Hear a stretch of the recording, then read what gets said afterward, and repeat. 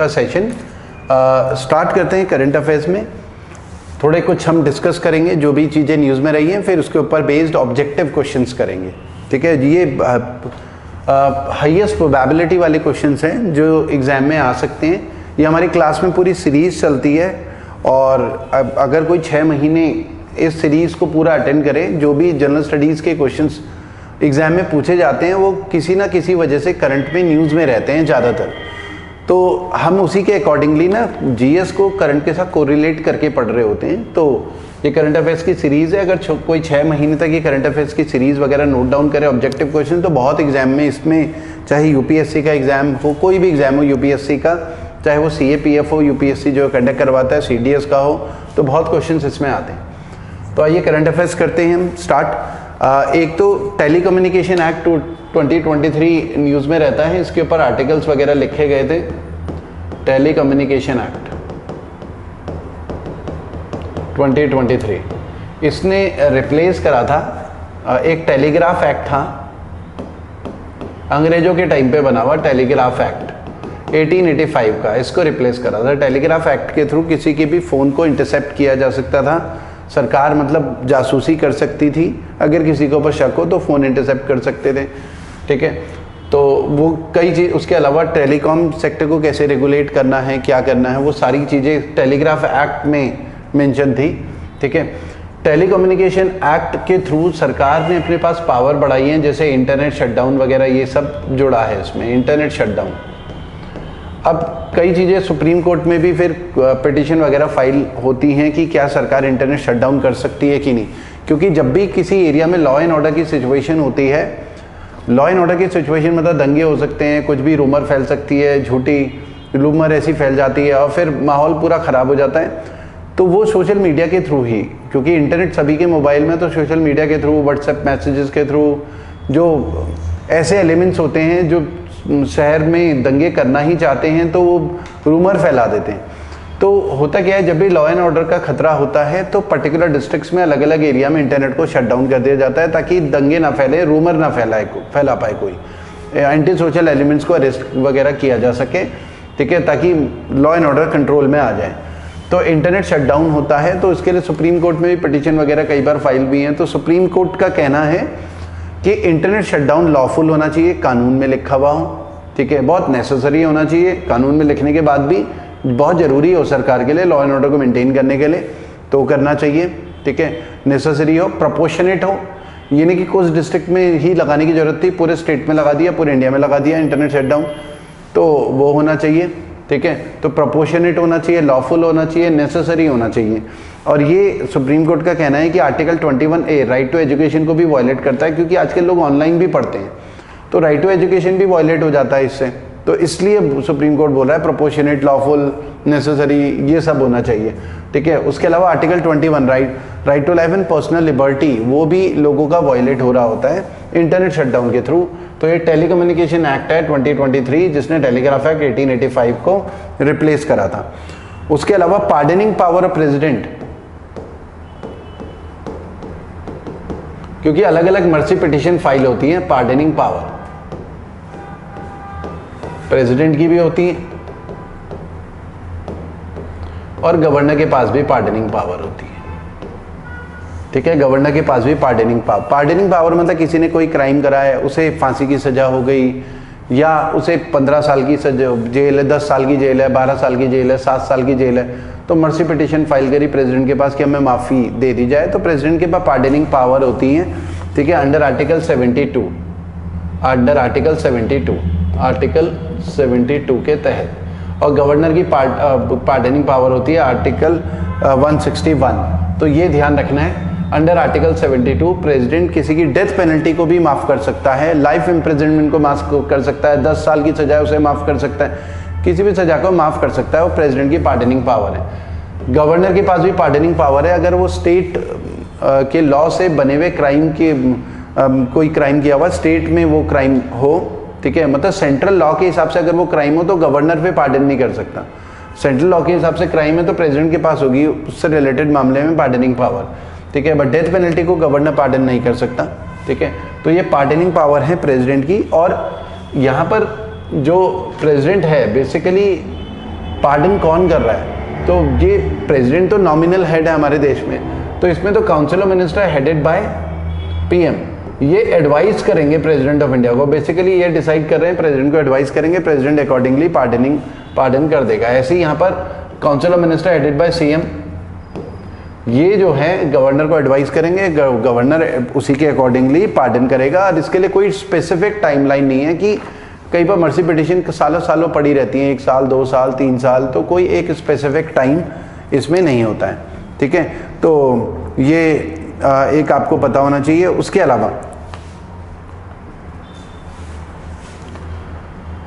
अलावा सीआरआर की, आरबीआई की मॉनेटरी पॉलिसी की बात करें, monetary policy of RBI,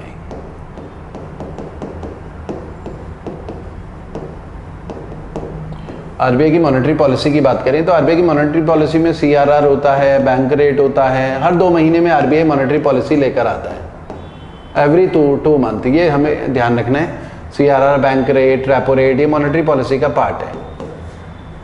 repo rate ये कई बार हम क्लास में भी डिस्कस कर चुके हैं, पूरा डिटेल में डिस्कस कर चुके हैं। इसके ऊपर क्वेश्चंस इंटरव्यू में भी पूछे जाते हैं और उस ऑब्जेक्टिव प्री में भी पूछे जाते हैं क्वेश्चंस अलग अलग एग्जाम में।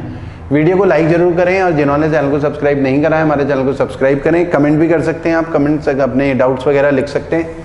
ठीक है, तो CRR, bank rate, repo rate, reverse repo rate, SLR, बहुत सारी चीज़ें आती हैं आरबीआई की मॉनेटरी पॉलिसी। मॉनेटरी मतलब मनी से रिलेटेड पॉलिसी। तो अगर जब भी ये इंटरेस्ट रेट्स इंक्रीज होते हैं, कोई भी, चाहे सीआरआर इंक्रीज हो, बैंक रेट इंक्रीज हो, रेपो रेट इंक्रीज हो, आरबीआई जब भी इंक्रीज करता है तो उसे हम क्या बोलते हैं?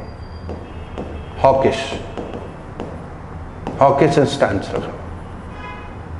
पता है ये टाइट मॉनेटरी पॉलिसी है, लोन महंगे हो जाते हैं, इससे मनी सप्लाई गिर जाती है। और ऐसा क्यों किया जाता है? To control inflation, to control inflation.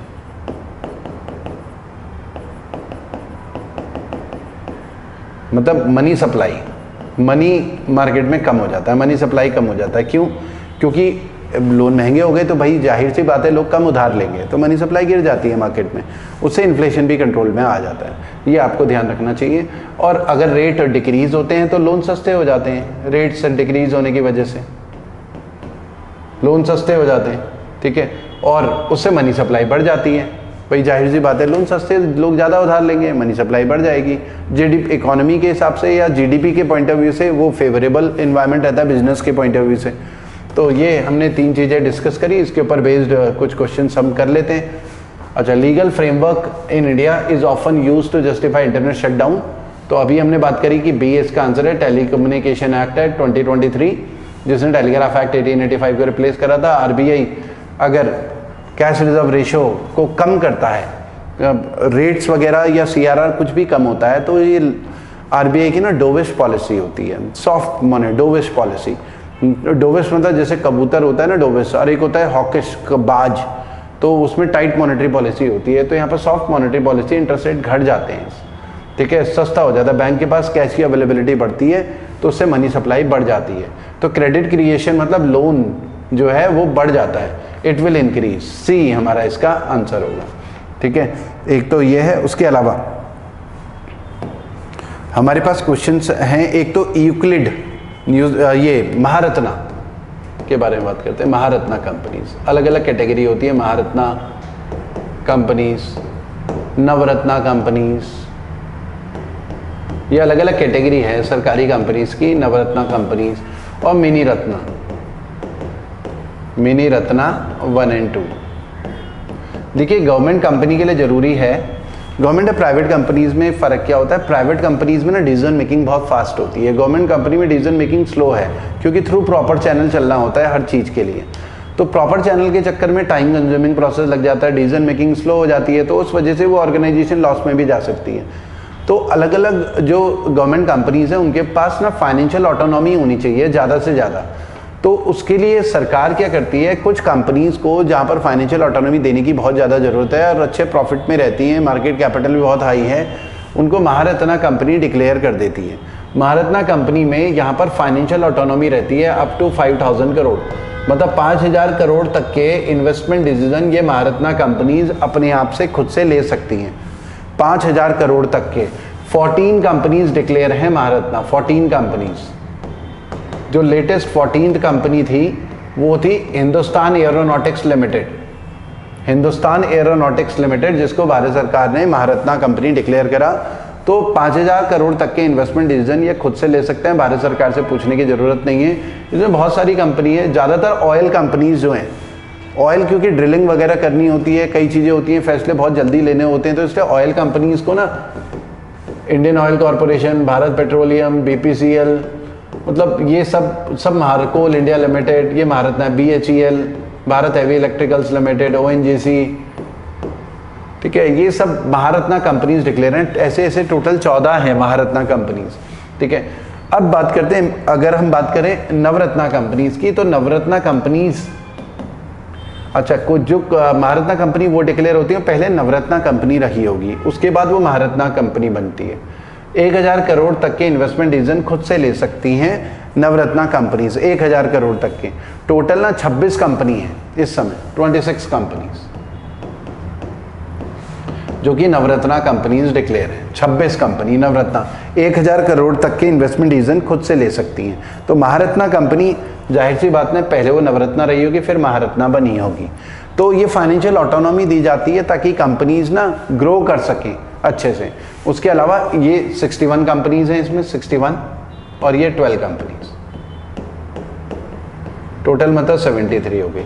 इसमें ये 500 करोड़ तक के इन्वेस्टमेंट डिसीजन खुद से ले सकती हैं, और ये 300 करोड़ तक के इन्वेस्टमेंट डिसीजन खुद से ले सकती हैं।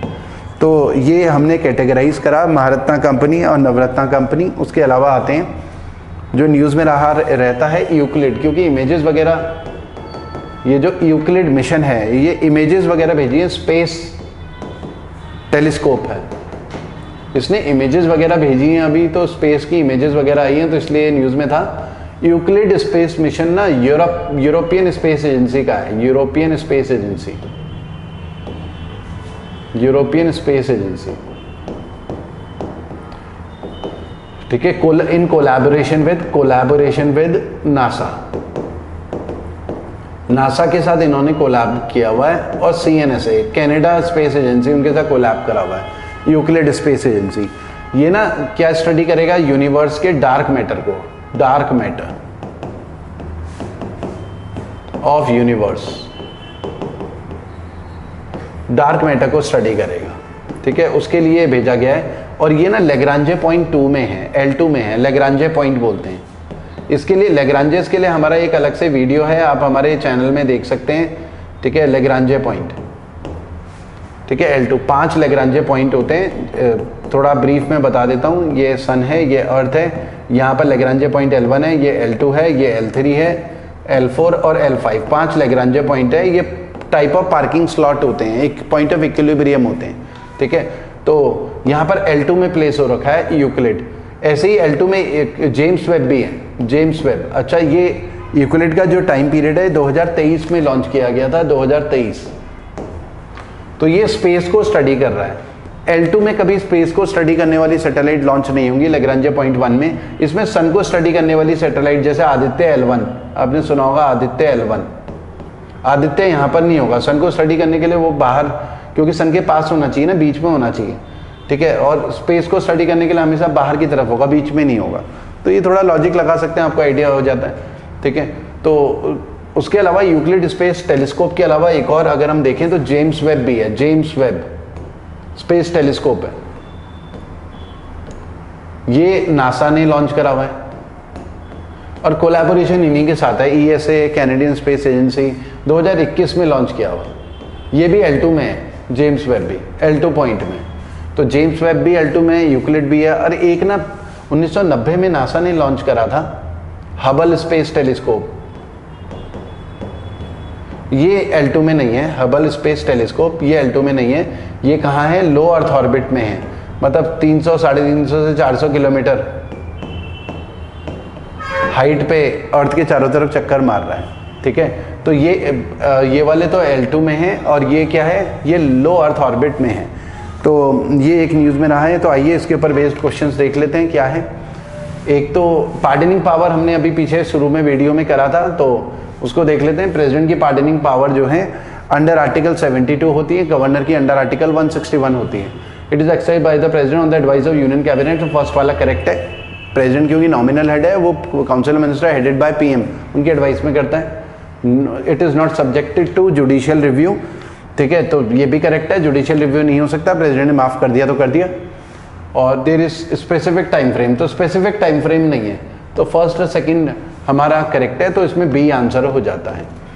The following were recently accorded Maharatna, तो 14 Maharatna hall, Hindustan aeronautics limited, इसने हॉल ने तेजस भी बनाए हुए हैं, लाइट फाइटर एयरक्राफ्ट है इंडिया के, ठीक है, वो भी बनाए हुए हैं। 15th में आते हैं, what is the primary objective of Euclid space agency to study dark energy and dark matter. तो यूनिवर्स के डार्क मैटर को स्टडी करने के लिए ये जो है लॉन्च किया गया है, ठीक है।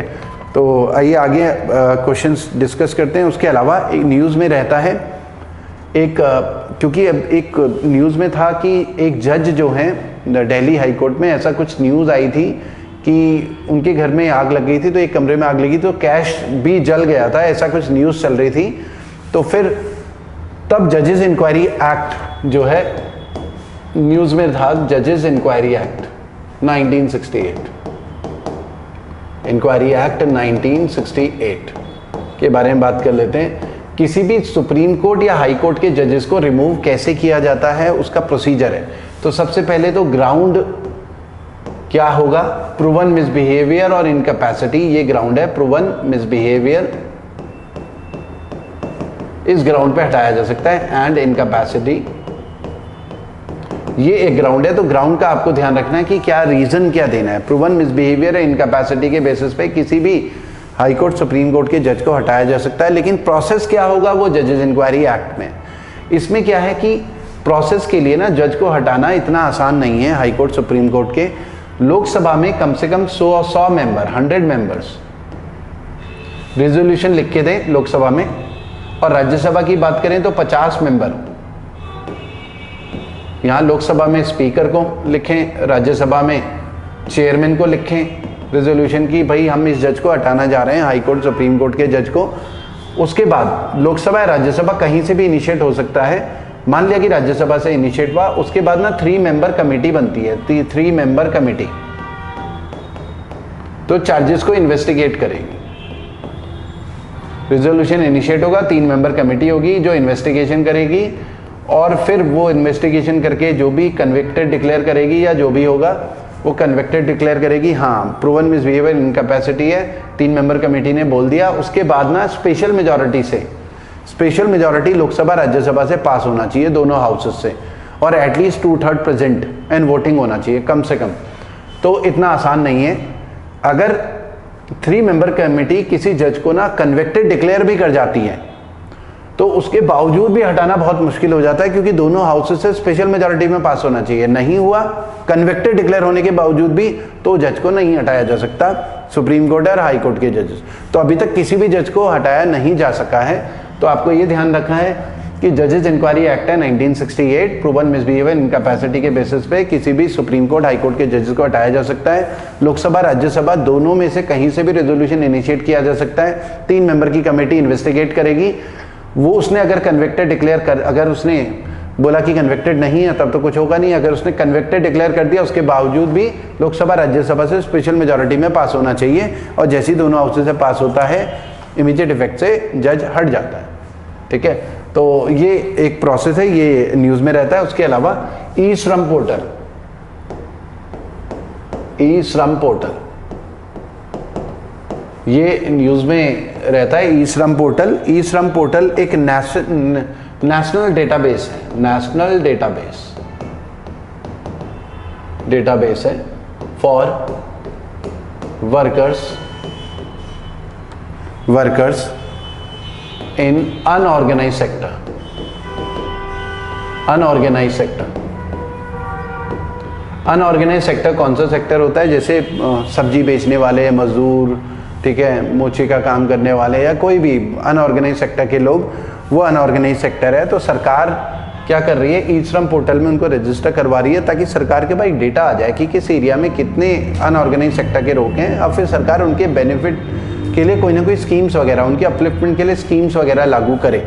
ठीक है, तो ई श्रम पोर्टल बेसिकली एक डेटाबेस है जिसमें पूरे इंडिया के अनऑर्गेनाइज सेक्टर का डेटा इकट्ठा किया जाएगा, रजिस्टर करके सरकार फिर अकॉर्डिंगली उनके वेलफेयर के लिए स्कीम्स वगैरह लेकर आएगी, उनके सपोर्ट, उनके एम्पावरमेंट के लिए। क्योंकि बिना डेटा के ना सरकार प्रॉपर तरीके से स्कीम नहीं लेकर आ पाएगी और उनका एम्पावरमेंट भी हो नहीं पाएगा। उसके अलावा न्यूज़ में है सिंकाकू आइलैंड।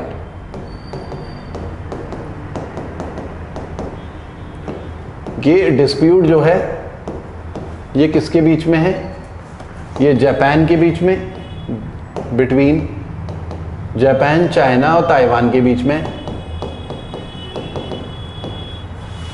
और ये कंट्रोल्ड बाय चाइना है। ये प्रेजेंट में अगर हम बात करें कंट्रोल्ड बाय जापान है सिंस 1972 से जापान के कंट्रोल में है और इन तीनों के बीच में डिस्प्यूट है और ये ईस्ट चाइना सी में है, ईस्ट चाइना सी।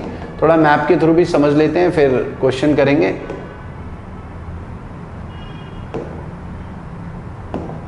हाँ, ईस्ट चाइना सी, तो ये ईस्ट चाइना सी में है सिंकाकू आइलैंड। ये जापान है, ये नॉर्थ कोरिया, साउथ कोरिया है। यहाँ पर सी ऑफ जापान है। मैपिंग भी आपको समझनी है कि येलो सी कहाँ पर है। नॉर्थ कोरिया साउथ कोरिया के पास होता है येलो सी और चाइना के बीच में है। इधर ईस्ट चाइना सी है, नीचे साउथ चाइना सी आ जाता है, ये सी ऑफ जापान है। तो यहाँ पर है सिंकाकू आइलैंड। ये जापान के कंट्रोल में है लेकिन डिस्प्यूट है चाइना ताइवान के बीच में, यहाँ पर ताइवान भी है। ठीक है, तो ये कंट्रोवर्सी में है, न्यूज़ में है, तो इसलिए इंपॉर्टेंट हो जाता है। तो आपको ये ध्यान रखना है कि किसके बीच में डिस्प्यूट है, किसके कंट्रोल में है और ईस्ट चाइना सी में है, ये ध्यान रखना है। उससे ऊपर येलो सी आता है, कोरिया और जापान चाइना के बीच में सी ऑफ जापान भी है। तो आइए इसके ऊपर बेस्ड क्वेश्चंस करते हैं। ऑन व्हाट ग्राउंड कैन जज of supreme be remove from the office? Proven misbehaviour in capacity, see हमारा आंसर बन जाता है। ई श्रम पोर्टल, अच्छा ई श्रम पोर्टल किसने? Ministry of labour and employment, ये बी है इसका answer. Ministry of labour and employment ने लॉन्च कराया ताकि अनऑर्गेनाइज सेक्टर के वर्कर्स को ना का डेटा इकट्ठा किया जा सके। और सिंकाकू आइलैंड